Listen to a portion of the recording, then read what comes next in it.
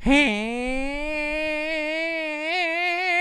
there! Hello, welcome back to episode 23 of the Intellectual Abattoir.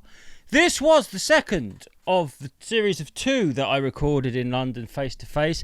This one was with a comedian from the north east of England called Chris McGlade. Chris McGlade has got a very, very unique, specific, special story, a family history of something bad happened to his dad, and how he chose to deal with it. And I say that because I feel like a lot of us, a lot of time, put the light on. Is that better? Is that better or worse? Is that better? A lot of people, a lot of time, don't choose to deal with things. We let our nervous system kick in, and maybe sometimes that's a natural thing that you have to do to begin with. But I think to override that with your intellect, your whatever you want to call it, consciousness, and make a decision and go, no, I'm actually going to override, and I'm going to deal with that in a different way. Well, more kudos to him. I guess I must say, about halfway through this podcast, we get into the specifics of what happened. And if you are someone that is squeamish or triggered by traumatic events, maybe you need to fucking grow a pair. Stop being a pussy. No, I'm joking. It is quite harrowing, actually. And but what an open book, an honest, big-hearted man, not afraid to. I mean, he's a bigger man than I am. I've held grudges with people for several decades for a lot less than what Chris has dealt with, and a bit of a light bulb moment for me where he was talking about, well, he's written a show called Forgiveness, you know, all this stuff. When he was speaking about forgiveness, is actually, I see forgiveness, I saw before speaking to Chris, forgiveness as a selfless thing that you bestow upon other people. I forgive you.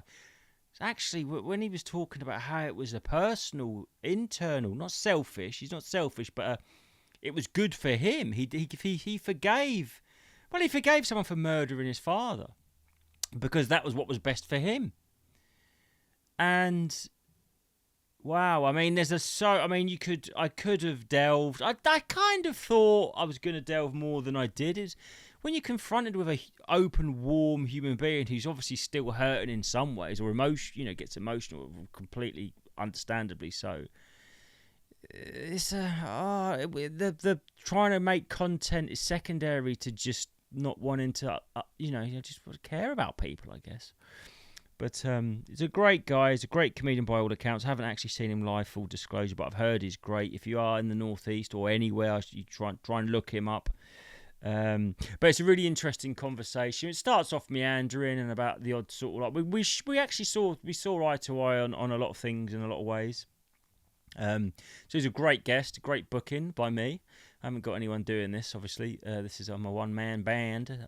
Editing this and last week's Julian Dean one was tough because I had to look at myself looking like death warmed up.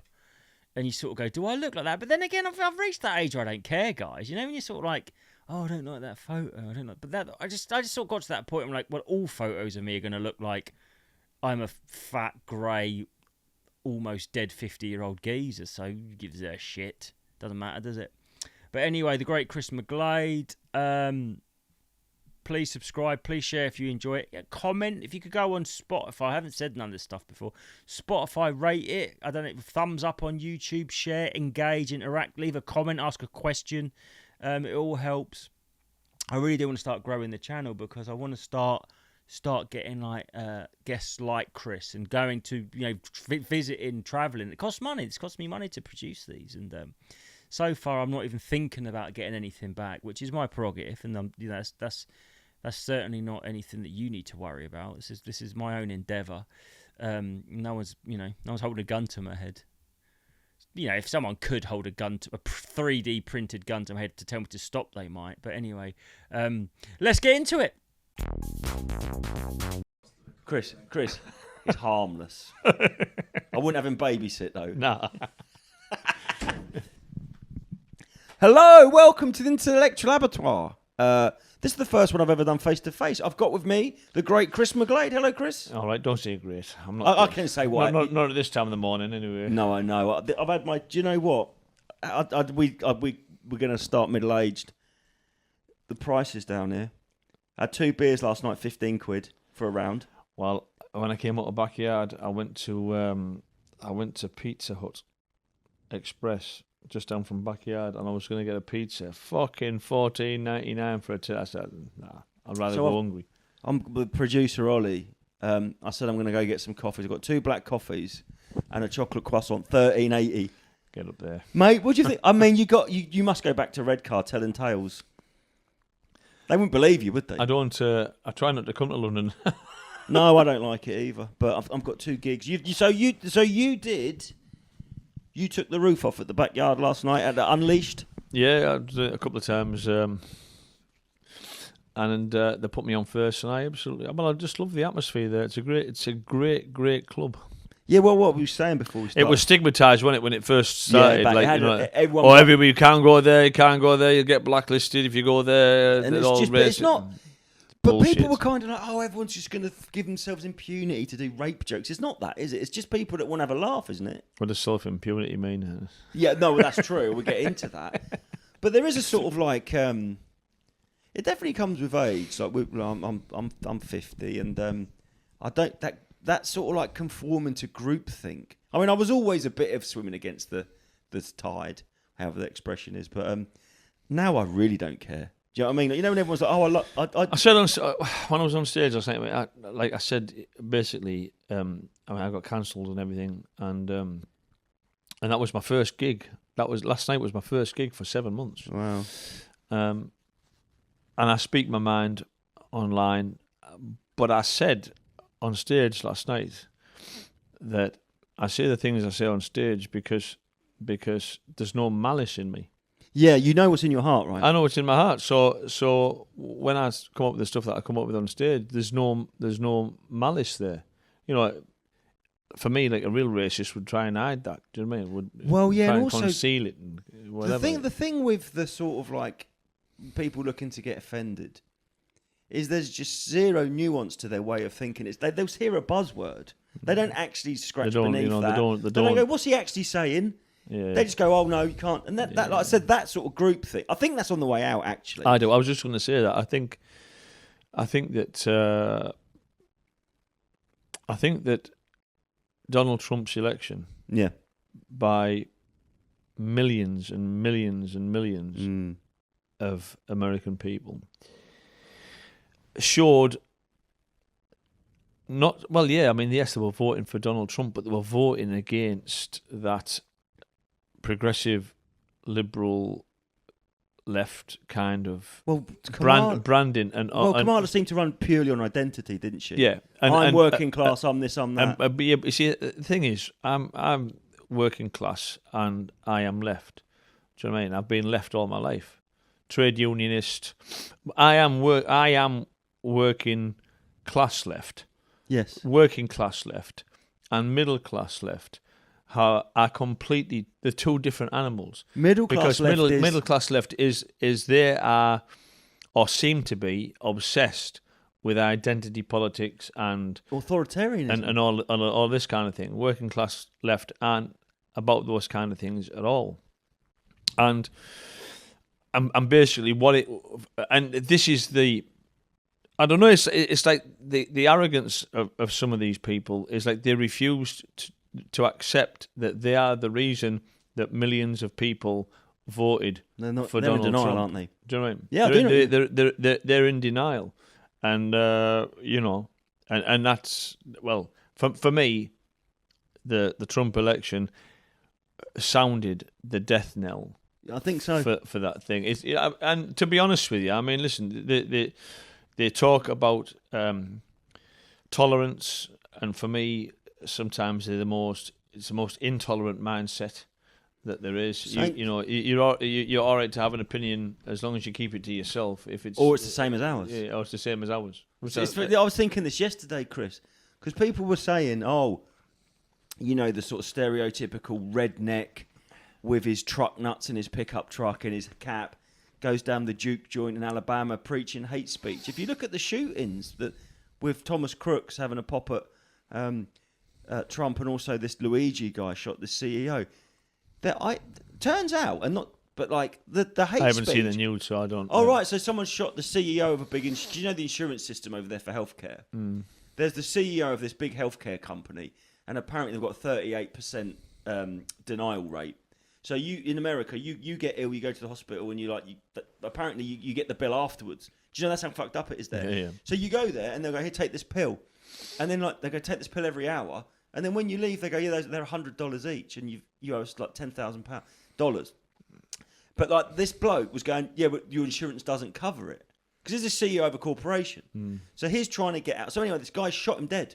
And they've caught him. But he's being sort of Is this the guy, because I've been travelling, but is this the guy he's got the hood up and... Yeah.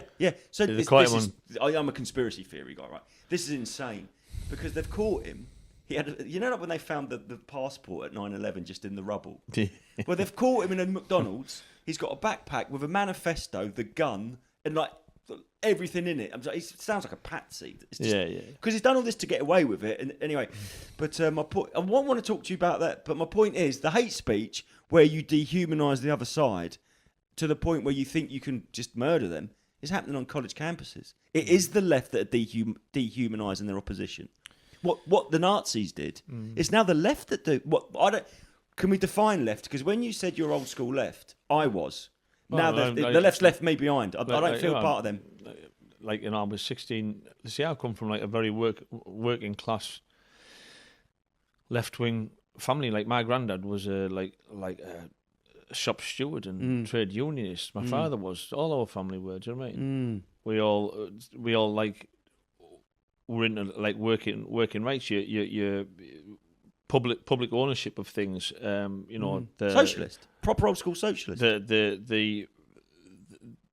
The right to withdraw your labour and to go on strike and this and that and the other, and they were all the things that made me want to join the. I joined the Labour Party when I was 17 years old. And they were the kind of things that I believed in, and I mean, makes me laugh. Honestly, it really makes me laugh when people start calling people like, I don't know, Rishi Sunak or Boris Johnson a Nazi, because, I mean, unless you lived through Maggie Thatcher. Yeah. Do you know what I mean? I mean, fucking hell. I mean, she absolutely decimated working class communities. Yeah. Well, and set people against each other. And like when I was a young lad, that was everything she stood for, everything that I didn't want. So do you agree with me then, on my way off the mark, that the left now seems to be cozying up to the overlords? They seem to like authority, the globalists. But you see, this is the thing I was just going to come to. Left and right in the mainstream aren't left and right. They are all globalist puppets. And like, even the new leader of the Conservative Party, I mean, she's only been leader of the Conservative Party how many weeks?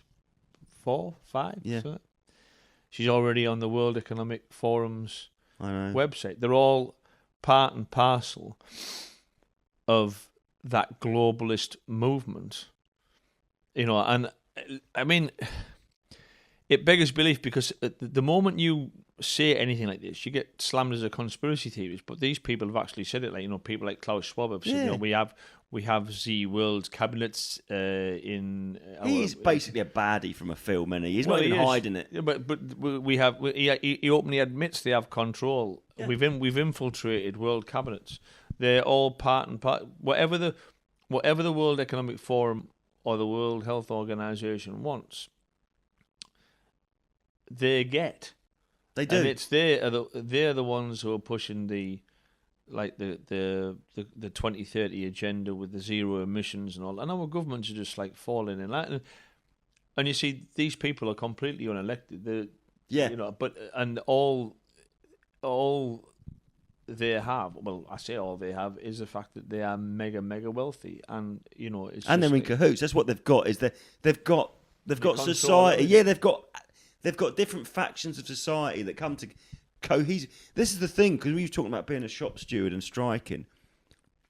You know, my parents fall for it. They fall for what the narrative they're fed in the papers. Like the train drivers are greedy. And it's like, no, now it's the farmers. And they're dividing us up. It's not. We're not train drivers. This is the thing. What annoys me. Yeah, but the real. It's not. See, it's not just the train drivers that got more money. It was the whole of the. Yeah, the but I'm saying, but they get that. They spin that as a negative to divide and conquer working class people. And when this is the thing about the farmers, we go, "Oh, farmers are rich. What are they moaning about? They're sitting on a £3 million farm." Yeah, but I mean, the thing who's going to buy the farm? The thing with the inheritance tax and that's just a land grab. Exactly, 100%. And that's my point. Who's going to? It's the WF that are going to have the farm. It's a land grab, and people like BlackRock and Bill Gates and these guys are there waiting in the wings as they were in America. So like Bill Gates is the biggest landowner, I know, farmland owner in America, and he owns something like 250,000 or whatever acres of prime American farmland, and these people are waiting in the wings to buy it all. And of course, what they do is they say, "Oh yeah, but these farmers at the top, demonised." They're using it. What they do is they take people like Clarkson, Jeremy. They use that example. You see, they put it out there. Well, Jeremy Clarkson's bought this farm to avoid paying tax and so on and so forth. And they make that out to be the reason why. But it's the majority of the farmers who are going to be penalised are hard-working farmers who don't particularly make that much money under the current circumstances, and who basically will have to sell their land and their farms to the likes of... Well, BlackRock don't pay any tax. This is the thing. They'll go, "Oh, Clarkson's a prick. He's loaded. He's a, sorry, excuse me. He's a baddie. He's an old gammon. He's got. You think the people that are going to take over the farms are far worse." And I had this. I had my first argument, because I've been doing this podcast. I've come out of the closet a bit about my beliefs. And I'll talk to anyone. I had a flat Earth guy on, and I don't think it's flat. But why can't you entertain people and talk to them, right? And I got my first thing was someone was a bit of a dick to me, and he was going, "Oh, I suppose you think Bill Gates is like injecting nanobots." I said, "No, but you know he owns the most farmland in America now," and they go quiet. It's like, well, he does. But this is what they do. This is how they silence you. You see, the thing is, I don't know what the crack is with Bill Gates, right? Because he is the biggest farmland owner in America, and he's got no agricultural background whatsoever. No. He has been pushing lab-grown meat and insect-based food. Yeah. He has, and you can go on. Listen, newspapers like the Wall Street Journal or New York Times and this and that and the other, right? You can go back to articles there. He was pushing that geoengineering, basically blocking out the sun's light. They're definitely doing that. But he wanted to do that. There's articles that I've read that on like highbrow papers like that. Yeah. That articles from sort of like 2018 where scientists were saying you've got to be really careful doing this kind of stuff. Of course you have. Right? But he's been pushing that and pushing that. Now, Bill Gates isn't a doctor. He's not trained in medicine. He's not trained in science. He's not trained in fucking agriculturalism. He's not trained in any of those things. But he's running around the world wanting to inject every fucker, feed every fucker, and why is he meddling? Why is he meddling? Why? It's not good, is it? He's not doing it. That Jimmy Dore. Have you seen him? Yeah, no, Jimmy Dore. Yeah. I only stumbled across him a couple of years ago. But 2 days after Bill Gates sold his stock in the Jab, right? Yeah. For something like, I think it was something like $500 million. Don't quote me, but I think it was something like $500 million, right? Yeah. He came out and did an interview and said that the Jab was ineffective. Now, but you've made the money at this point. But he's made the money, and so this is the thing. You see, he doesn't give a fuck. Can I? Well, my question to you, and it's a genuine question, and I ask it a lot. Why do people not only forgive him but seem to exalt him? What is the power? Why are people not Oh, it's almost like he's a philanthropist. He's not at all. No, he's not. And he needs. But why do people think he is? Because they defend him, don't they? Yeah, because he's part of that globalist cabal, and they are always, pushing that he's a philanthropist. He cares about the world, and so he doesn't give a fuck. Have you ever seen that clip? I think he's doing like a TED Talk type thing, and this is like people would go conspiracy, and I just go watch this. When he's going, we the problem is overpopulation. Oh yeah, he goes, but if we get the right vaccines, we could get the population down. Yeah. It's like, hang on, you can get the population down with vaccines. Isn't that the opposite of what a vaccine does? Isn't a vaccine supposed to save lives, therefore the population would go up? You see, I've had conversations with a good comedian friend of mine many times over the last 4 years, and it seems like the people who are always shouting nasty Tory scum and racist this and sexist that and transphobic the other and all the rest of it, right? They're the ones who seem really keen to believe the shit that's churned out about the vaccine and all the rest of it. So my nature is to like sit and ask. Our dad always said to me, always ask the man the question, because the man doesn't like the question being asked. So I've always asked questions. I don't just accept something. Got you. To me, Same, unless because I feel I always follow my heart, so I try to.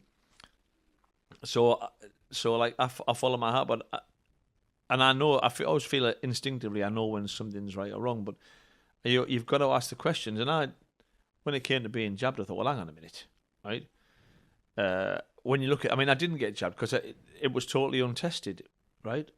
And then, of course, you were called all kinds of things for not taking the jab. Granny killer. Yeah, but you look at it, right, and you got the lady from the Pfizer director in the European Parliament. She admitted that chuckling about it. She goes, "Oh, we didn't test it. It never been tested for transmission. Yeah, right? Which is the whole point of taking it. But that wasn't what they were putting out in the press. They all said it stopped you getting COVID. So basically, you've got a vaccine. It's not a vaccine. It's not a vaccine. It's gene doping, right? I don't know what it is, but it doesn't stop you catching COVID.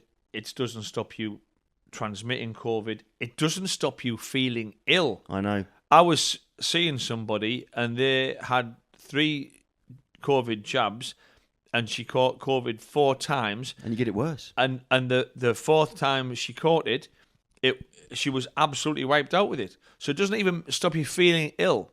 So it doesn't stop you passing it on. It doesn't stop you catching it. It doesn't stop you feeling ill.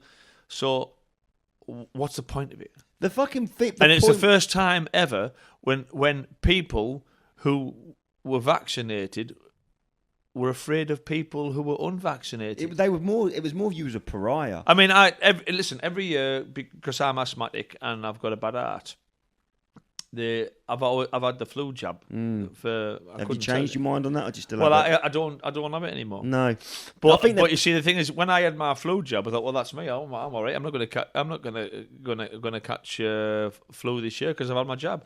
I didn't wonder about or worry. Oh, I'm going to catch flu because why? I've been vaccinated. But they turned it around for the very first time ever. The vaccinated were afraid of the unvaccinated. Now, it's not a conspiracy, or they divided the nation down that line, didn't they? But you see, they do that all the time. I know they do, but they use all the people at the top constantly use anything, any means. They're always trying to find different ways. At one time it was the bog standard religion, whatever that religion might be. It could be Catholic, and even different sects of the same religion, weren't it? They were divided. And then of course there's colour, isn't it? They divided us with colour, and then then there's like class. Well, class. See, this is the thing. I believe there's a class war taking place in this country. I fucking hope so. Right, and it's like I say in my show, Forgiveness. Like, working class is a culture all of its own. Yeah. Right. We have our own way of thinking, our own way of doing things, And I guarantee you that as a Teesside working class man, right? Yeah. I will do things in the same way. I'll go about things in the same way as a working class man. Yeah. I don't know, from Kenya. Yeah. Right. No, we've got more in common with them than. Well, and you know, and it's like, and that's the thing. You see, I have more in common with a working class man in a foreign country than I ever will have. So they in common with somebody at the top who's so divided. they have to impose divisions, and that's what they're frightened of. Did you see that statistic? I don't know the exact numbers. When Occupy Wall Street was happening, and they were actually sitting outside Wall Street in their tents, and it didn't dissipate; it carried on. I think there was a 3,000% increase in like the Wall Street Journal of words like racist, homophobia, transphobia. Apparently, they deliberately started this culture war because there was a class war happening, and all the disparate people were coming together against the cabal. The cabal said, "Hang on a minute, all you in blue tents are at war with all you in red tents," and that's exactly what they did. And apparently, if you search for those terms in the Wall Street Journal during Occupy Wall Street, it was everything was homophobic, everything was race related, and they started increasing that language. Yeah. It's just silence. Because it divides. And the thing about the left, like, getting back to that, is the left are like, take your vaccine, don't ask questions. I'm like you. I don't trust the man, right? I don't trust him because anyone who even has the most cursory look at history is like they always fuck us over. It's like, why would you be like these people getting a pat on the head for having that? I see people now bragging about having their new booster. And it's insanity to me. I actually think it's insane. Well, I mean, listen, it's like I won't. Listen, I'm very much one of these people. You have free will. Yeah. You do what you want to do. I have my opinion on that, but I mean, you know, like I'm a vegetarian. When I was with my ex-wife, she wasn't a vegetarian. I used to cook meat for her, but didn't mean to say that I ate meat. But I mean, you know, she wants to eat each meat. to their own is a left-wing virtue. Used to be, but the left now are telling, like, this is the thing. Yeah, you have your vaccine. They're telling you. They're telling you to have it. To do. That's not left wing to me. It's like, left wing's big-hearted and free. Last night I worked with Graham Linehan. Yeah. And you know, he's obviously got his views on transgender, right? Now, he's been attacked, from what I can see, like massively online, because he doesn't believe that men can be women and women can be men. Mm-hmm. Well, that should be his right to believe what he wants to believe. Do you know what I mean? The same as it's somebody's right to believe that they are a man or they are a woman. Yeah, exactly. Do Why does one trump the other? Exactly. But it's like this. It's like you have to think like them. Yeah. Because if you don't think like them, I mean, you then start to get branded this and that and the other. And it goes further than that now, doesn't it? Because the laws now on hate speech and everything else, you know, dictate that you could be arrested if you say something that offends or upsets or blah blah blah or is deemed to be hateful or whatever, you know. Non-crime hate incidents. Yeah, That's just ridiculous. Why are the police getting involved? Yeah, exactly. What is a non-crime hate incident? That's being a bit mean. That's what you saw. Basically, if you're going to put it in working class, it's taking the piss out of somebody. Well, it can be. But shouldn't we sort of like be ironing out that in school? But the thing about Graham Linehan, what annoys me, is people all go, "Oh, he's such an idiot. Why did he die on that hill?" It's like, that used to be called being principled. He really believed something. Everyone pushed back and painted him into a corner, and he didn't back down. That's not an inherently bad quality. But people talk now like, "Oh, he's such an idiot. He had the world at his feet. Now his wife's left him." You know them sort of... Are we talking about here? Graham Linehan. Oh, Graham Linehan. People would go, "Oh, why has he done this? Why did he have to say that? Why does he keep going on about it? He's destroyed his own career." It's like, he's principled because he believes in an issue. That's... Well, it goes beyond it. It goes beyond that about being principled, doesn't it? It becomes personal. Yeah. Because, you know, it's a crusade. He stated his opinion, which he's entitled to his opinion. Used to be. And because it went against the narrative that we all seem to be fed in the media and stuff all the time, he was then attacked. He then was cancelled. He was then banned. He was then attacked. And then from his point of view, it then becomes a personal thing. And JK's the same, isn't she? JK Do you know what I mean? Rowling, yeah. You know, but I mean, the thing with JK Rowling, I mean, you know, Netflix have now said, oh, well, she's entitled to her opinion because they're making the new Harry Potter. There's definitely a tide turn. Well, no, but I mean, as well, yeah. You can. Oh yeah, money talks. Money is the thing. Yeah, do you know what I mean? God, isn't it? I mean that transgender lobby must be fucking gutted. They'll never be able to admit they'll never be able to fully backtrack because then they would have to admit that they've mutilated children. They will never be able to go, do you know what? Maybe we were a bit hasty and heavy-handed. They'll never be able to admit it. But like you said, they should, but they won't. Money talks, doesn't it? You know, Yeah, and the J.K. Rowling thing. It was Netflix, wasn't it? Yeah. Netflix said, you know, oh, we stand by J.K. Rowling's. Netflix look at the election and go, oh, now the majority. No, it's not because they want to make that they want to make the Harry Potter franchise for TV. But I think they look at the they? election, they go, oh, public opinion is now the majority is on that side, and that's where the money is. Well, as I say, that the American election, for me, signalled the death knell. I think it's definitely the beginning and the end, at least, isn't it? It was like a cultural revolution, wasn't it? Or the attempt at a cultural revolution, and I think it's getting back to the geoengineering. Just to put a pin in that, because I love conspiracy theories. I love them, even if I don't think they're right. I just love them. Monsanto are working on some genetically modified crops that don't require sunlight. All right. So if they blank out the skies, and you have to buy these Monsanto crops. That's what I've heard it might be about. I don't know.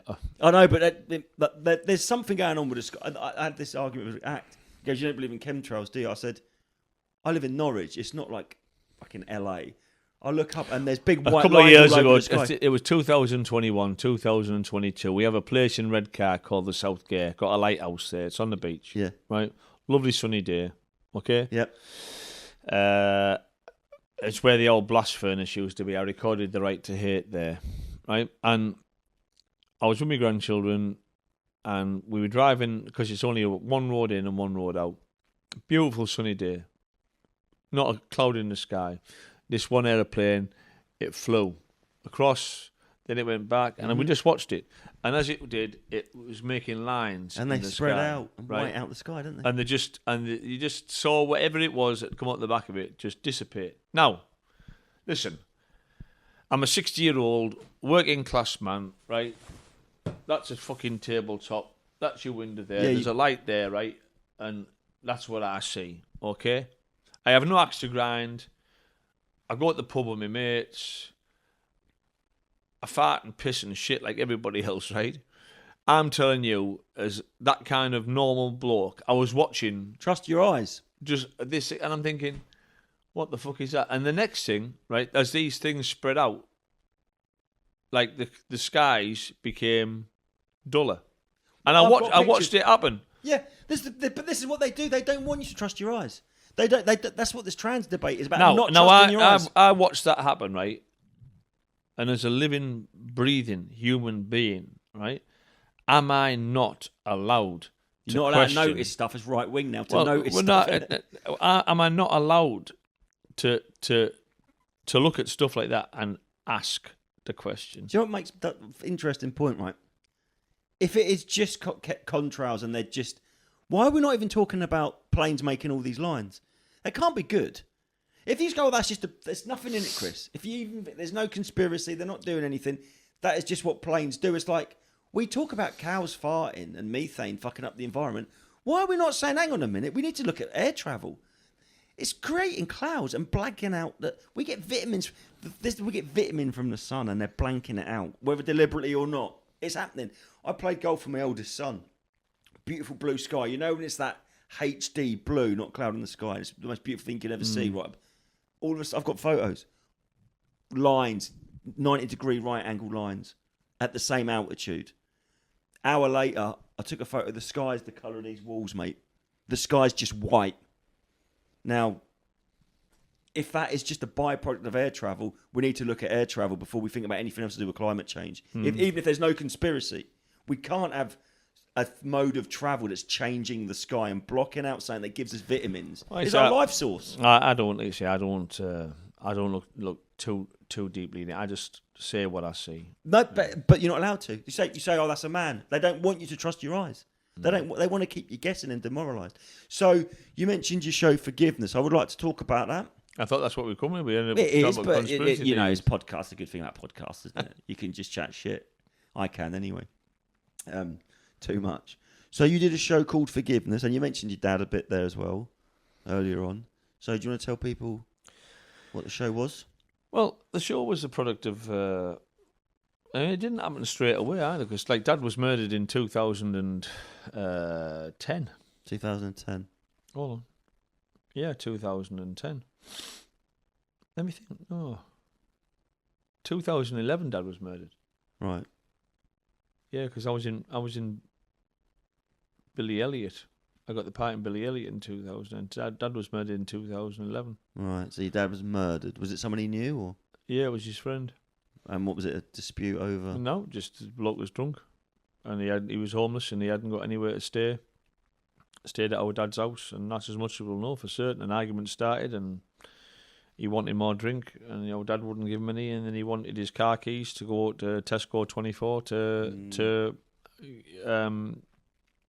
get more booze. Get more booze. Booze run. And Dad wouldn't give him his keys, and he strangled him and set him on fire. Oh. So, but I mean that happened. Let me just think now.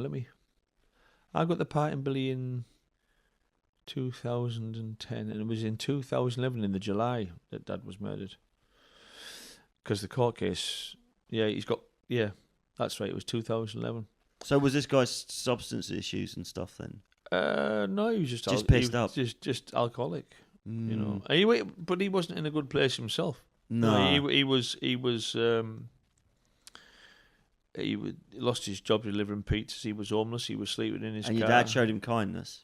And he hadn't got anywhere to go this particular Friday night. And he asked our dad if he could stay at the house. And our dad said, yeah. And then that's, like I say, he wanted more drink. Dad wouldn't give him it, and so he killed me dad. In just like tangent, in lockdown, I worked with a chippy. And he did the exact same thing. Him and his mate were drinking vodkas. His mate went to get car keys. This chippy stopped him. The one who wanted to drive picked up a spirit level and put him in intensive care. Hit him like 50 times with it. Wow. Yeah, so stopping people with alcoholics, if you get in between them and a drink, it does something to them, doesn't it? Well, I don't know. I don't know. Well, that's extreme. But I mean, listen, you wouldn't get any more extreme than strangling somebody and setting them on fire, would you? But I mean, that happened in 2011. And what were you? So you were in London where you got the news? I was in Billy Elliot. I was in the West End in Billy Elliot. I had it was one of the best parts in the West End of George, the boxing coach, and it was the main comedic role in Billy Elliot in the musical, and so it was a massive strain for me. Of course. I mean, Dad was murdered, and straight away I had to come home. But was it surreal? Well, because the circumstances. If not that you think these things will never happen to you. Yes, especially murder. I mean, it's not even like a car crash or something that does happen. You don't ever think that like somebody in your family is going to end up being murdered. You never think those things are always for other people. If you know. Yeah, almost movies, right? But it happened to you, and it took a while to actually digest what had happened. But I mean, I was in London at the time in Billy Elliot, and I mean, listen, London. I love London. I love to come here, but it's the loneliest place in the world because you're surrounded by people but isolated, and I think that fucks your head up. I was lucky because I was staying with some friends in Southfield, so I had that like little bit of a support network around me, and they like really looked after me and stuff. I mean, I was off. I mean, after Dad's murder, see, I went home, and the murder detective said, "Well, I said, well, I'll have to go back to work." And they said, "Oh, we wouldn't advise that." I said, "Well, no, because it's what our dad would have wanted." It was like being in Billy Elliot in the West End. Did he come down and see you? When I had no theatrical training whatsoever. Like, did he get a chance to see you in it? Or? No, that's a regret, because Dad was due to come down to see the show with my ex-wife, and he never got the chance. But I mean, Billy Elliot was my biggest break, so I didn't want to disrespect that opportunity. So I went back, and then I always remember because with there being a lot of kids in the piece, you had to rehearse constantly. So I went back after a week off after Dad's murder, and we rehearsed this thing called Dad's Song, ironically, and I just broke down. And they said, understandable. So I went home, but it was funny because the following day, I mean, I regard her not as a good friend, but in my heart, I regarded her as a very close friend. Kate Copstick, the comedy critic. Yes, from the Scotsman critic. Yeah, because she came to see me in Edinburgh. I think it was in 2009 or something like this, 2010. I can't remember. And the day after I broke, I tell you, it was the day that I broke down out of rehearsals. I remember coming out of rehearsal and I phoned her up and I said, "Get me a gig anywhere, somewhere." And I explained what had happened, and she got me a gig with this comedian called Daphne Barham. Yeah, I know, missed it, yeah. And it was just a small gig somewhere, I think over near Hammersmith or something. And I got there a bit late, and I always remember just like put my head round the door, and people looked, and it just, I think Daphne was on the stage, and it just stopped, and then people started to laugh, and all of a sudden I felt that, I don't know, that healing, or no, I just felt that spark, and I just felt that funny, and then I was away. I just started making people, and I did about 10 minutes, and I just had a great spot. And was that escapism? Do you think? I don't know what it was. For me, comedy has been everything to me for 37 years. I've been all over the world doing it, and it's like being my a lot of people that don't best friend and my enemy. It's been my lover. But people wouldn't understand that. How could you want to do comedy? But they don't get it because it's such a lifeblood for us. It's like, do you know what I mean? When it's really the only thing that makes you feel good about yourself. Because my comedy was always like a defense mechanism against people who used to bully me terribly. Same thing. And it's like, it healed me in that thing, and then it healed me in that moment. You feel useful and good at something. Yeah. Did you used to make your dad laugh when you was a kid? I used to entertain our dad and our mum a lot. Do you know what I mean? Because I've always been like theatrical, really, without any theatrical training. I used to wanted to be an actor and stuff, and it just manifested itself because I was accepted into this Academy of Dramatic Art in Middlesbrough when I was 16 years old. But I just got my job at British Steel, Cargo Fleet Steelworks in Middlesbrough. And our dad said, if you pack your job in to go to some puffy acting class, and I'm finished with you. And we were outside the place. I thought it would have been funny that he was in Billy Elliot. That is kind of Billy Elliot. Well, you see, that I've often said, because Julian Webber, when we were rehearsing Forgiveness, Julian Webber invited me over to his house in Tuscany. He was my director in Billy Elliot, and I went over to his house, and I said, "I am the original Billy Elliot." Yeah. And he said, "Yeah, you are." But our dad, I went straight into a steel mill when I was 16 years old, and I always had aspirations to go to RADA. I mean, looking back in it now, at the acclaim I've had for my performance in the Old Oak with Ken Loach, I would have probably got into RADA, but that wasn't my way, you see. Because what RADA do is they iron out your creases, but what you're doing is your authentic self, isn't it? Well, listen, my friend Andy Hayden said to me a while ago, if you'd have gone to RADA, you'd have been a different person. Yeah. That's your cookie cutter. RADA actors are great at what they do, but they're not You know what I mean? But it's because I went to acting, sort of. I studied acting at university, sort of performance stuff. But it's not. They want to get Chris out of you. That sort of acting. It's not. Well, how can we? With comedy, that's what you did that gig when you heard about your dad. That was you being you, and there's so much raw. It's more vulnerable, but then again, you get all the. There's no shield between you and the adulation. There's no, this is just a trick I learned at RADA. Just, I don't know if I'm making sense. Yeah. You're being authentically you.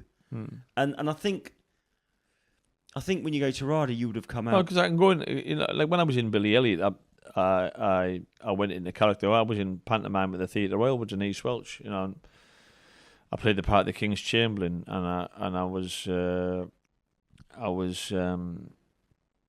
thought I'm going to do this. And I went in like a Terry Thomas. I say, wasn't it so sharp? Kind of thing, And I remember Tim Healy, when I first met Tim Healy, because he was married to Denise at the time. And he didn't even know it was me. He met me before he saw the show.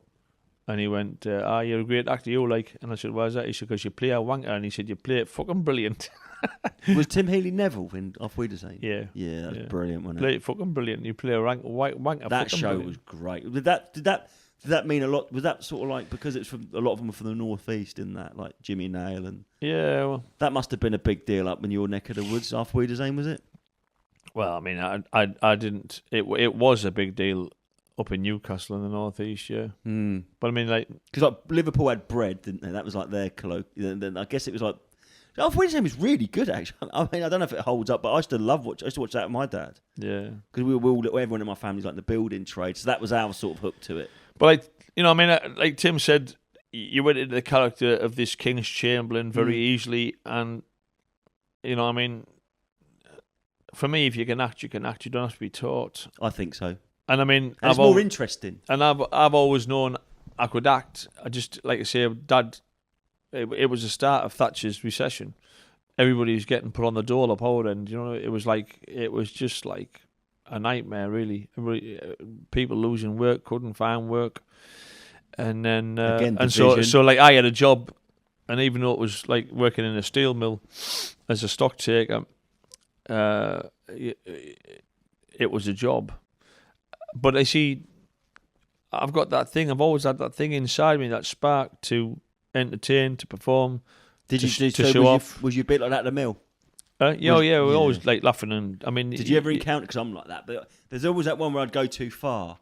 And people would be like, "Oh, you're sort of funny," and then you'd go too far and they'd be like, "Oh, actually, you're weirdo." Some people get annoyed, didn't they? Well, some people say, like I remember Dad used to say, "You're good, but you're on too long." You know, you never know when to come off, kind of thing. But that's because you haven't got an outlet for it. Yeah, well, I was a roofer, and that was the thing. You see, like it's like water or electricity; it has to find its source, and the spark to perform and to get up on stage then manifested itself in stand-up comedy. And I just one Sunday night went into the pub. Some of the lads were playing cards, about 5 or 6 of them playing cards. It was in the summertime. I just told a joke. The lads laughed. I loved it. I told another joke. I'd always been able to tell a joke. Then I told another joke. Humour and comedy is our thing. I think that's a working class art form, isn't it? I think. Always was. I mean, listen. Stand-up, right? So, like, stand-up is anybody's outlet, innit? Do you know what I mean? Whether you're middle class or working class or whatever. But I mean, there's different kinds of stand-up or comedy. Working class comedy is very piss-takey. I mean, I say this in the show Forgiveness. Gallows humour almost, isn't it? Yeah, but you see, like I explain in the show, that working class life is fucking hard or brutal at times, right? And so the language that we use and the slang that we use and the humour that we have reflects that harsh, brutal working class life. And, you know, there's no malice there. It's not educated, but does it have to be?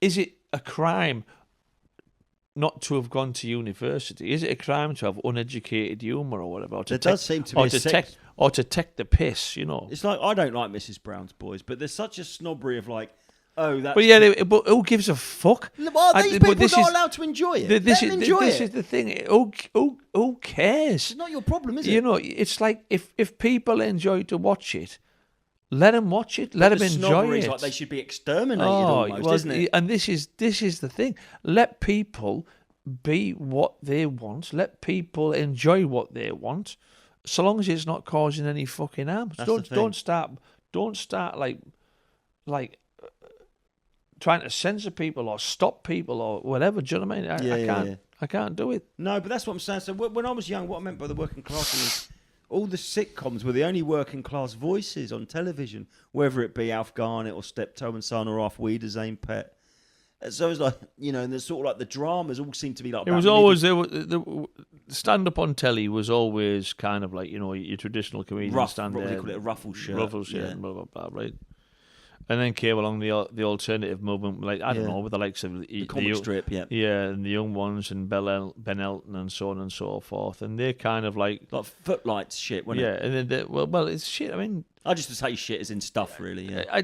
I mean, listen... Once again, it's not everybody's taste, but the thing is that the people who control comedy love that, and they started to push that alternative thing to the point where the other one was shoved out, doesn't get any airtime at all, and now it's just like we're spoon-fed this stuff that predominantly is middle-class observational mono-party as well. Do you think that was the start of the mono-party sensibility? It was like everyone's, you know, like she was obviously evil.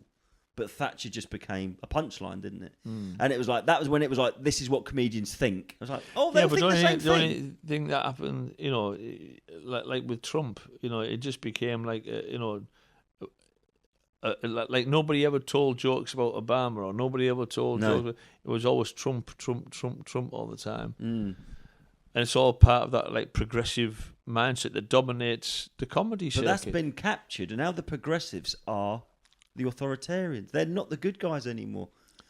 I'm not like, this is the thing. I considered myself left wing until I never start going, you're a bit right wing. And I'm like, well, one, you don't get to tell me what I am. I never got that. You're telling me what I am. But if I go, oh, I don't want the vaccine, now how the fuck is that right wing? I was saying, can I look at the data about climate change? How is the weather a political thing? Yeah, and it's it's the same with free speech. I mean, free speech in a society should be paramount, shouldn't it? It should be protected. I mean, I think I watched Konstantin Kishin on one interview, and Con's a friend of mine. Very proud to call him a friend of mine. When he first did his first Edinburgh show, he rated me that much as a stand-up comedian. He said, "Oh, can I come across and would you like proofread my thing and stuff and ready for Edinburgh?" And I said, "Yeah, no problem." And he said on one of his interviews that I watched only a few months ago, there was something like over 3,000 or 4,000 cases, arrests of people saying things under these hate speech. Like 3,000 or 4,000. I mean, whatever happened to free speech when 3,000 or 4,000 people have been arrested for things that they've said? I mean, that's a slippery slope. It's a scary thing, and it's like led into this thing now. Well, like you say, with the non, what was it? Non-crime hate incidents. Non-crime hate, and the police are coming out.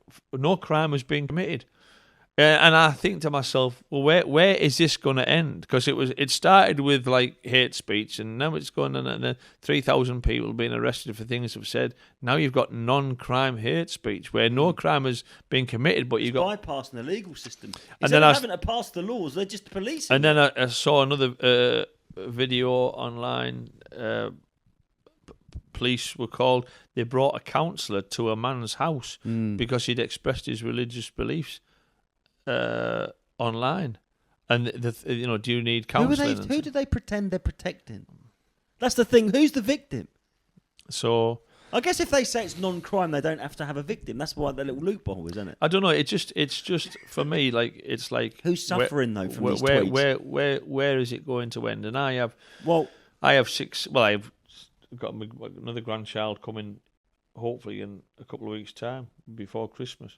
Well, congratulations. So that'll be like 7 grandchildren I have. And you know, I mean, now I just want, for like any parent or grandparent, I just want the best for my children, and I don't keep them free, innit?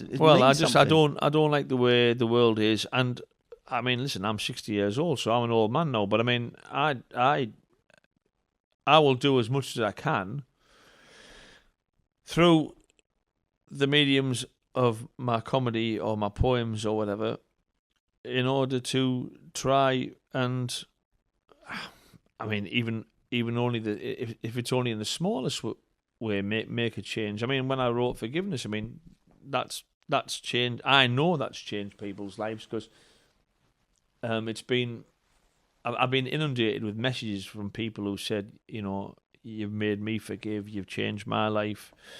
A film's been made. We went on tour with it in 2022, and that's film's finished now. It's interviewed people. Ken Loach is in it. Obviously, he's my friend because I've been in a couple of his films. Kirk Jones is a film director. He's British, but he's worked in Hollywood with people like Robert De Niro and everything. He's seen the show. He's in the film. People who have really suffered in their lives have seen the show and have forgiven. And it's a fucking powerful thing, man. And so, yeah. You know, so like in my own little way, you know. Did that come straight away, that instinct to forgive, or did you go through some stages of grief, as they call it, whatever? Well, it was just something that happened. So you heard your dad had passed. You heard how? Did they instantly know who it was? Was there an inquiry? No, they didn't take a long to find him. They found him. They caught him the following day. And then you were told then they came officially to the house and told me and my wife what had happened. And when they told me, I broke down, and then I made a joke of it, and I started to laugh, and the detectives were like fucking horrified. But it was I say it was my way, but it was our dad's way, because our dad was always taking the piss. Do you know what I mean? My family were all like Irish immigrants, came over from Ireland with fuck all, and you know, they're sensitive. They had that stereotypical working class piss take humour, and so when the police told me, I made a joke in that moment, and as soon as I started to laugh, I just felt this. I can't even describe it. Adjusting it, I just felt this like fucking energy around the whole situation. I didn't feel any malice towards the bloke. I didn't feel. Fuck, that's really understanding. I didn't. I can't describe it. It was in all that laughter and everything else. And in my mind's eye, I could see my dad laughing as well. You see, and I knew, and I just, because I didn't love the bloke, but I didn't hate him. You knew him, yeah. Yeah, he was my dad's friend. Yeah, but I didn't hate him, and that was most important of all, that I didn't hate him.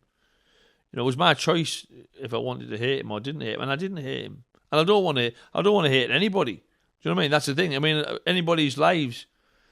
You see people, don't you, who are consumed with hate or bitterness or revenge or anger, and well, it's cultural. I mean, you look at films like Gladiator. It's about not forgiving, isn't it? Yeah, well, it's like the culture of the movies. A lot of it's like, there's so many films that are revenge fantasies. And people say, well, how did you forgive? Well, I don't know, because it's you know, how can I forgive? Well, you can't teach somebody to forgive. Do you think that you are a forgiving person? Obviously, you are, but I'm saying, were you always? I don't know. I've always been like big-hearted, you know. Also, seems like big-brained in that you're sort of zoomed out and thinking about not the victim, you know, the side of it, or this is happening to me. So it's difficult to get your head around. I didn't forgive him for him. I forgive him for me, because I don't want to be a closed-off kind of. That's what I wanted to get into, because actually, I've had an epiphany recently. You know that expression, "give him a piece of my mind." I thought that meant, I've got a bit of in my mind where Chris has pissed me off and I'm going to tell him how I feel. But actually, I think, could it mean that I'm giving you a piece of my mind? Like I'm giving you headspace. Yeah. I've got a little compartment in my head that I'm giving to you, and that's toxic to the person carrying it. Yeah. So you don't. I'm terrible at forgiveness. I can't. I tell you what. I've never ever got close to forgiving myself for the most innocuous little thing. You know, like if I do something stupid or say, I'm so hard on myself, and I can actually feel it like a cancer sometimes. Yeah. When in the I won't because the film's not being released yet. I mean, the trailer's coming out soon, and we're taking it to. This is a forgiveness film. We're taking it out to film festivals and comedy festivals around the world and stuff, you know. And with Ken and Kirk's involvement, like, you know, we're hoping that all opens doors. But like, there was one lady who had forgave somebody, and then she realised that the whole thing had been about forgiving herself. Yeah, and a lot of people don't realise that, you know, that forgiveness starts with yourself. And So- I mean, listen, the comedy circuit has by and large kept me out. They don't like me. I get that, right? I'm a great comedian. I'm not saying that immodestly. I am a great comedian. You know well, what I you mean? know how you do, don't you? You can see people laughing. It's quantifiable, isn't it? And I'm original in as much as I've taken that working men's club kind of Roots. Yeah, and I've mixed it with the more, like I said on stage last night, the more like thought provoking middle class, you know, comedy circuit kind of comedy. So I have my own style. And it goes down like really, really well. I mean, you know, it amazes me because I get like standing ovations everywhere I go. I got not last night, but the time before I went to Backyard. The last time I worked in May, I haven't had a gig for 7 months. Like, I got a standing ovation, but I got a standing ovation. I did an afternoon gig on Friday. Actually, that was my first one for 7 months. To 250 blokes in Morrington at this rugby club. But by and large, the comedy circuit don't like me. They don't want me to be a part of it. I don't know why, but that's that. I always think, but I forgive that situation. You see, and I don't let it get me down.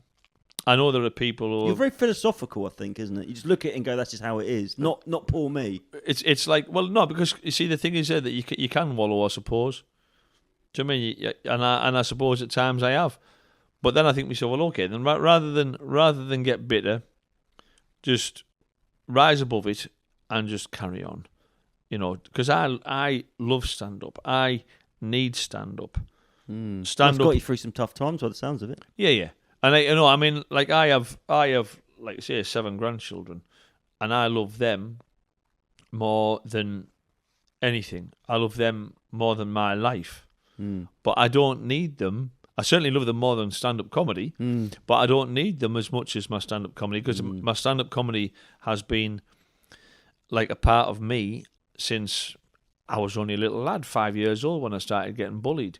It's like, you know, it's like a lung, or it's like a kidney, or it's like my heart, or it's like whatever, you know, my spleen. I need my comedy for me to feel good. Now that opportunity to do comedy has been seriously affected by nobody phoning for gigs or whatever. It's got to the point where I don't bother like calling promoters or agents or bookers, because I know you're not going to get anywhere.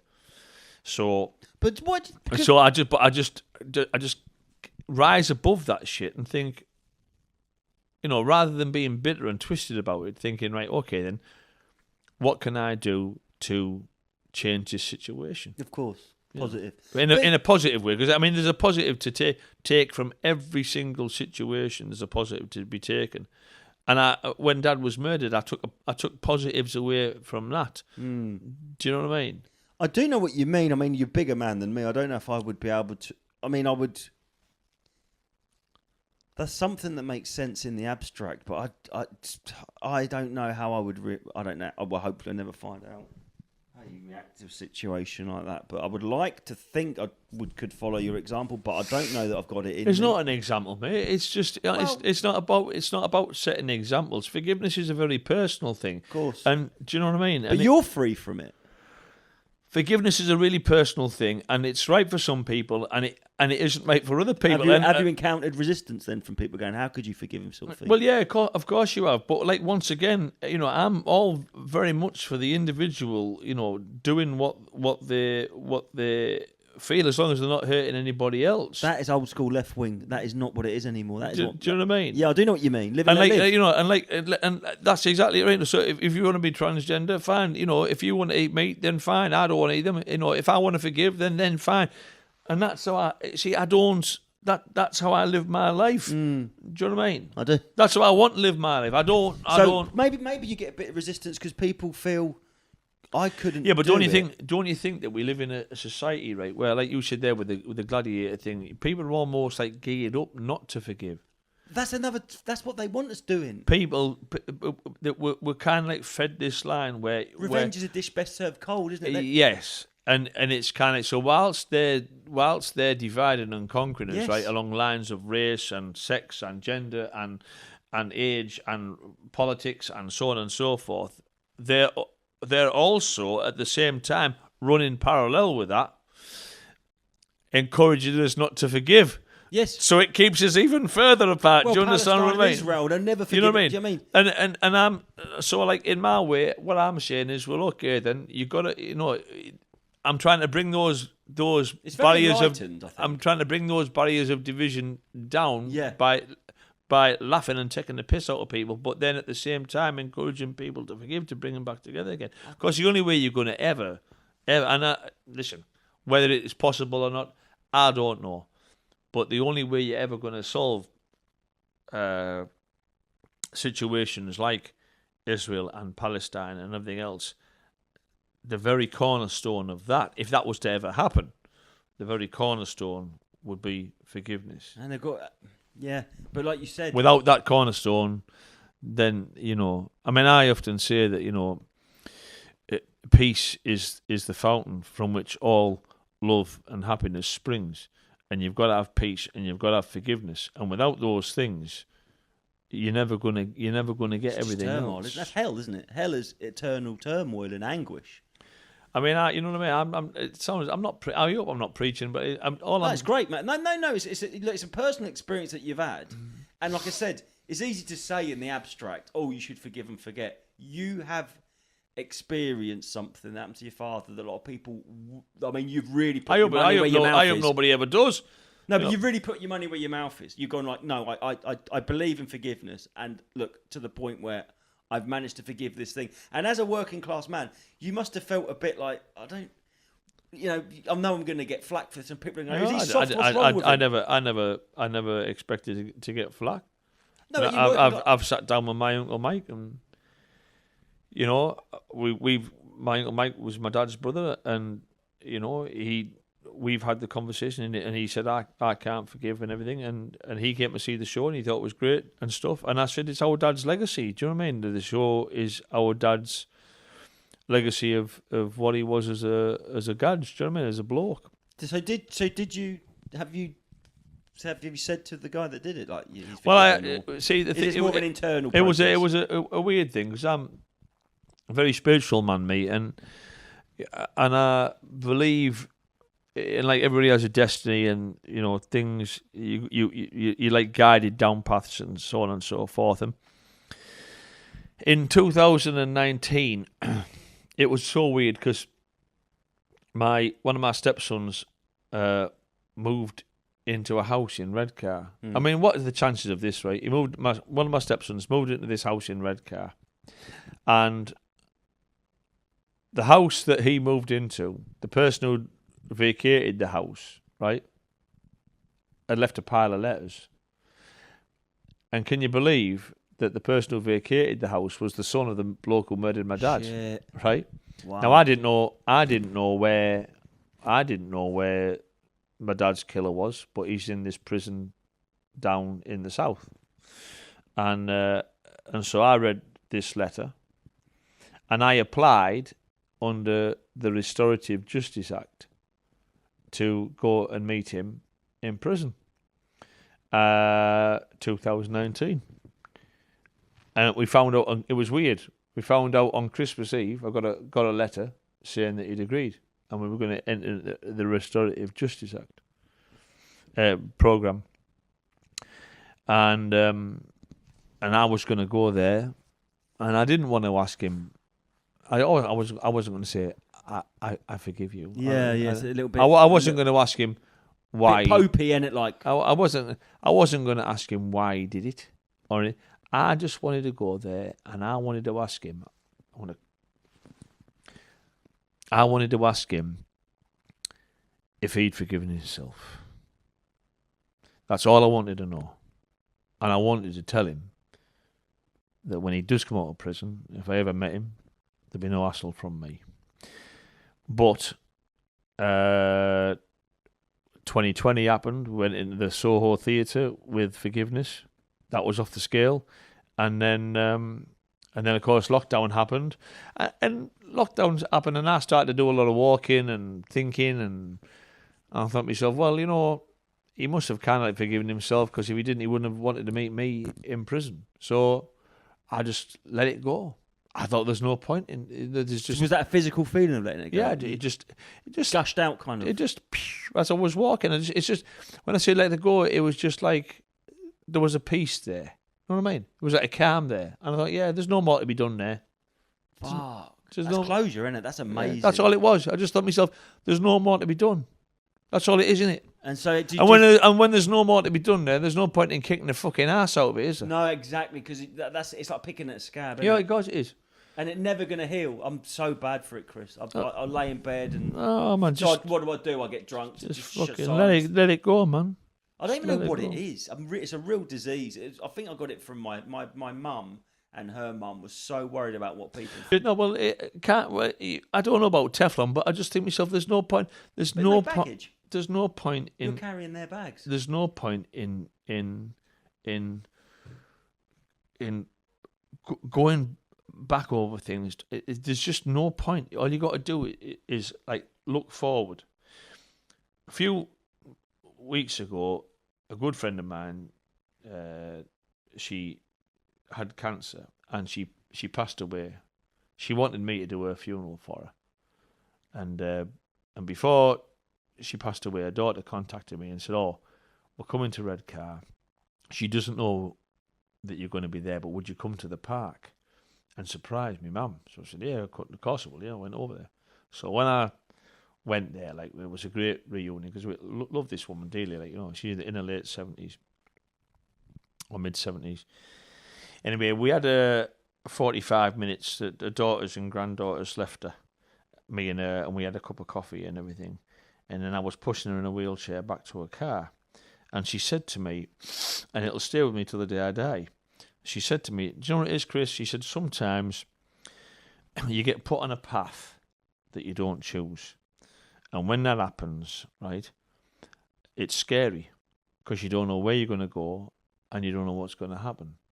But all you've got to do is keep on putting one foot in front of another foot, and trusting that whoever put you on that path, or whatever put you on that path, right, has got you back." And I got put on a path following my father's murder. I didn't choose it. Of course. I would never have chosen it, sorry. But at the end of the day, I've just gone with it. And there's been a whole load of things happen to me in my life, my personal life as a comedian, so on and so forth. And I've just thought to myself, do you know what it is, right? Whatever happens, accept it and just fucking let it go. Fuck me. You're like a superhero, man. Just fucking let it go. I mean, like, because it doesn't benefit you to right. It doesn't benefit you to. It takes it out of you. Actually. Concentrate on the negative all the time. Like I said, and you will hear. And don't get me wrong. I worry, and I mean financially, I'm a shag. You know what I mean? I haven't worked for 7 months. I came all the way down to London last night for 150 quid. I mean, but that's 150 pounds. And so, like, I have worries and I have anxieties, but deep in my heart, right, I know in my heart, I know I'm going to be all right. Yeah, that's a spiritual thing, maybe. And I think to myself, like, since our old fella's murder, and like I say, it's affected me in a positive way. It's shown me like what things actually are worth. So people say, like one of my mates said to me, "You're going all the way down to London for a gig for 150 quid? Are you fucking daft?" Right? And I say, "Yeah, but have you thought about that? Like £150, right?" I said, "That's like a week's fucking shopping." Yeah, no, I think. Do you know what I mean? Yeah, I think in terms of shopping. Do you know what I mean? I do. Or that's like Survival, Chris. That's like a credit card payment and a bit of shopping, or that's like well, I can't even afford to insure my car. I own my car on the road for 7 months, but that would be like maybe a month's car insurance, and that's how I look at it. Yeah, makes me laugh. You might say, why would you go down to London to do something you love for 150 quid? I always say to people, you might go down to London to watch Middlesbrough, whoever, and pay 800 quid to go. But the thing is, you see, but it's what we do, isn't it? And I am going to get emotional. Mate, it transcends the stand-up comedy, right? Transcends the way I feel about it. Transcends the 150 quid. Because what I got on stage last night was worth £1,050,000 fucking quid. When I stood there, and I said, "Here, listen," because I take the piss all the time, right? And I was saying stuff like, "Fucking, I'll come down here for 150 quid or 130 quid and fucking blah blah blah." And I was like moaning. It was all part and parcel of the crack. I said, normally I do an hour and a half. And afterwards, because he's all middle class, this really middle class fella said, "You're absolutely fucking wonderful." He said, "I love the way you presented the working class, middle class thing." He said, "And I would love to watch you for an hour and a half." Now, when he said that to me, and that was replicated, I couldn't tell you how many times as I was in and out the green room. But when you get that, right, then it's not about the money, man. No, you feel valued. It's not about the money. You've got something to offer the world, Chris. That little lad that used to get bullied and kicked and fucking spat on and pissed on and fucking held down and booted around and all the rest of it, right? That little lad left backyard comedy, walked down the road to Bethnal Green tube station feeling like he was fucking 15 foot tall. And I wouldn't have been at Bethnal Green last night if I hadn't forgiven. Because if I hadn't forgiven, I would have just fucking given up and died. I would have just given up and packed in. And I had to forgive in order to pursue what I believe, no matter how comedy is all about. And it's part of me. And so, yeah, it's only 150 quid. This is not much more. Absolutely, and I'll see, I was panicking because I've spent a tenner of it already, and I'm thinking, I've got to put this much money in the bank. But I don't care, because what I got last night, and to a lesser degree on Friday afternoon in Warrington Rugby League Football Club, Warrington Wolves, which is like a fabulous game. They're massive, yeah. It's like, it just means everything. I mean, I drop a pebble into them. And I've done this for nigh on 30 years, but I drop a pebble into some water at the end of my act and I say, "What have I done?" And I say, "Well, I explain, I am the pebble. I create ripples. I create ripples of laughter." And for me, that's what we have to do as individuals, ourselves. And I explain how political correctness or this cancel culture, or you want to call it, has built up all these barriers and divisions. But those ripples of laughter can bring those barriers down and destroy them so that people can laugh not just at each other, but with each other. Because as I explain, you see, when I drop the pebble into the water,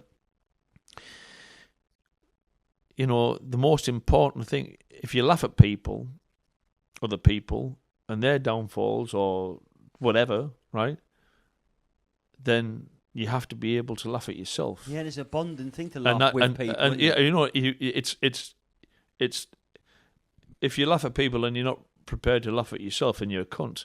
Yeah, bully. That's a bully, isn't it? Yeah, but if you laugh at people and you're prepared to laugh at yourself, Yeah. I go in the pub next door to my house, right, is the Cleveland Hotel, right? And without shadow of a doubt, it's one of the roughest places in Teesside. And you go in the bar, right, and the characters in there are it's like Shameless on acid, right? Yeah. And you go in there, right, and you expect to get ripped the fuck That's how out you show of. affection, isn't it? Right, and it is, right? And you walk in, and straight away, you got like people like Mad Mick and fucking Pete and all the lads, right? They all start fucking going on at you straight away, right? And you stand there and you give it back, right? And so you're laughing at, but you're laughing with. You're laughing at them, It's and an you're laughing agreement between and you're them, laughing isn't at you, right? And it's a rough old skull. Don't get me wrong, Yeah. it is, right? Yeah, And the language is choice, and the content is off the scale. But there's a bond running through those lads and lasses through laughing with each other, right? Makes you like that. Yeah. Yeah. And I fucking love it. The military's like it. When you do military gigs, they've got that. And I love it. And that's what it's all about, you know. And we've as a society, and once again, it's all part and parcel of the division. Of course, Because they know the powers taking comedy away from us. the powers that be know that laughter, like music, bonds It people does. together, It does. right? And if you can control how people laugh And or what what they're people allowed to say. and what people are laughing at, right? And you're not allowed to laugh at other people and so on and so forth. You take away that human bond. I mean, the oldest joke in the world must be the bloke who slips over in a banana skin and people laugh. Do you know what I mean? Yeah.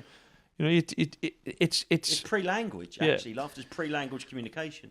and for me, laughter should bond and bring people together. And It's being used to divide, isn't it? yeah, Well, like you said, this comedy, that comedy, Oxbridge comedy versus working class, the working men's clubs. Thank God they're gone. But the people that would look down their nose at you for doing like a Warrington Rugby Club gig, they could never do it. no. They couldn't do it. No, but I mean, listen, I've got one more gig this year, and then I haven't got any gigs booked in for next year. I don't know what's going to happen, but once again, I'm on this path, and I'm just trusting that whatever put me on this path, or whoever put me on this If there's any path, justice, man, it will. will see me through, and I won't stop what I'm doing. Never stop. No, I won't, because I you know what I mean. Even just for that, when you were young, you know. Yeah, such a listen. powerful, I mean, I don't know what's going to happen in your life, do you? But I mean, I just like last night, the reception, and honestly, it was fantastic, and I realised I need that more than ever right now. There was a comedian, a Facebook friend of mine called Rudy West. I mean, he's 62, and he put a post on Facebook the other week. He does a lot of the corporate stuff, and he does a lot on the cruise liners and stuff. And he put a post on basically saying, he was 62 and he was getting to a time in his life, was comedy still for him kind of thing? Because I mean, people have this. Disillusioned with it almost. Well, people have this misconception that comedy's easy. Just turn that it was not. It's a fucking rough old game. Do you know what I mean? And he came to the conclusion that yes, as long as he still had that fire for it, and as long as he still had that energy for it, and as long as he still had that love of it, then he was going to carry on. I don't think I'd ever stop. I think if I stopped, I'd die. I don't know. Yeah, well, I mean, the last 7 months without a gig for me has been torturous. But when I came out of Warrington Rugby League, Warrington Wolves Rugby Football Club on Friday tea time, and to an even greater degree when I came out of Backyard Comedy last night, I realised my fucking engines are still firing, man. You know what I mean? I'm putting coal on the fucking fire. Do you know what I mean? I'm not gonna. I have too much to say. I have too many things that I want to say. There's too many things I want to do. Yeah, I get that impression. I want to be that. To be honest with you, I don't care what people's perceptions of me are. I want to be that wrecking ball. I want to bring those barriers down. I want to get it so that people can laugh at each other openly without looking over the shoulder and thinking, "Oh, am I going to get into trouble?" I think it's as long as it's back. only. I think it's coming back. I hope so. Do you know what I mean? Because you stay true to yourself, and that has been what you're describing, bringing down barriers, and that's been out of fashion, hasn't it, for about 10 years? Well, I mean, it's insane, but it has been. I can only be me, and Exactly. and I think that's what's wrong with the comedy circuit. I have the utmost respect for comedians. I would never slag a comedian off. There's comedians I find funny, and there's comedians I don't find funny. Yeah. Each to their But own I wouldn't again. say to them, well, you're a load of shit. Because as far as I'm concerned, if anybody, man or woman, gets up and puts a microphone in their hand and stands in respect, front you've of a got to couple of respect hundred that. people or even 5 people, right? You've got to have respect because it's a fucking hard job. Do you There's a know what lot I of mean? hurdles to get over. So whether it's James Acaster or fucking Jim Davidson or whatever, you got the ball, and it doesn't matter what comedy you and do. you just do perform to a different audience. If Why has it got to pick? if you've got the bollocks to get up and put the microphone in your hand and try and make people laugh, right, even for a couple of minutes, then you got my respect. However, I do feel as though because the comedy circuit is dictated to by that progressive, the pangendrums, liberal elites thing, that a lot of comedians aren't saying exactly what they feel, and they're going along. They're going along with the, like that lip service. that group thing because they don't want to put their head above the parapet because they want to work because because they don't want to get into the position like me where they haven't worked for months. And I get that. Like Graham Linehan, that's what I'm saying. He's put his head up for saying he believed, and everyone's like, "Oh, what an idiot!" I'm like, "He's not an idiot. He's just principled." I get that, but I mean, I've got to stay true to me, and I can't. Well, it sounds like you have, even in light of like what happened to your dad. I mean, that is staying true to your belief, and you've been tested. You've put your money where your mouth is. Like I say, we're gonna have to wrap up, Chris. We've done an hour and 20, but that's been absolutely phenomenal. Is there any last thing you want to say? Where can people find you, or what are you up to? Do you know something? Right, last night at Backyard, the show, but I said I don't want no. Everybody puts clips up. Everybody, and it's just fucking. Live comedy's a certain thing, innit? It should be live. It should be live. I'm not interested in putting my stuff up. Do you know what I mean? So I'm on Facebook. I'm on Twitter. I'm on TikTok. But I mean, I'm a 60-year-old bloke. I'm a complete technophobe. It does. Do you know what I mean? I'm 50. It feels weird going on TikTok. I don't utilise it as much as I should do. But if you want to follow me on TikTok, Twitter, or Facebook, by all means. And it's Chris McGlade. Chris McGlade. Absolutely phenomenal, mate. Well, you are an inspiration, whether you choose to be or not. Sorry for getting a bit. Mate, don't ever apologize. Come on. No, because I've on a few interviews before, I always get emotional when I talk about either my dad or the working classes, right, or what comedy means to me as a human being, as a man, and I can't distance the emotion from those things because I feel so strongly and so passionately about them. Do you know what I mean? So I'm sorry for like tearing up and that. Mate, I wasn't playing to the audience, but it's very difficult to. I think people understand, Chris. You know what I mean? Yeah, I understand, mate. But I mean, listen. I mean, I just wish you. Well, we're now 10 days, 11 days before Christmas. Have a great Christmas and a happy, peaceful, healthy, and prosperous 2025. Peace. Wow. That's brilliant. Thanks, mate.